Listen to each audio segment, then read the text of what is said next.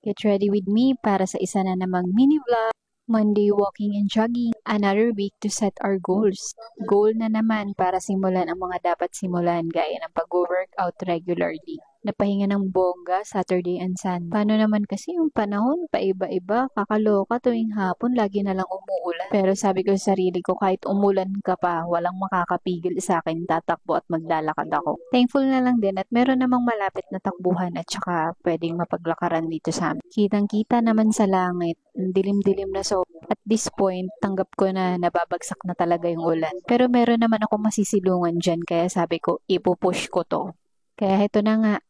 Start na ako mag-stretch. 2 days na pahinga kaya mahirap naman kung mabigla na naman ang katawan ko. Masarap mag-workout sa labas kasi presko. Yun nga lang, humanap ka ng pwesto na alam mong hindi ka may ilang. Kasi kreto nga lang ako nagbi-video niyan. Syempre, nagbi-mini vlog tayo. Kailangan natin tong i-video. Pero ganyan naman talaga usually kong ginagawa bago ako tumakbo at maglakad. 5 minutes lang yung stretching ko tapos nag-decide na akong maglakad at magtakbo. Para kahit umulan man, at least makapagpapawis man lang ako ng kaunti. And thankfully, hindi talaga siya bumagsak.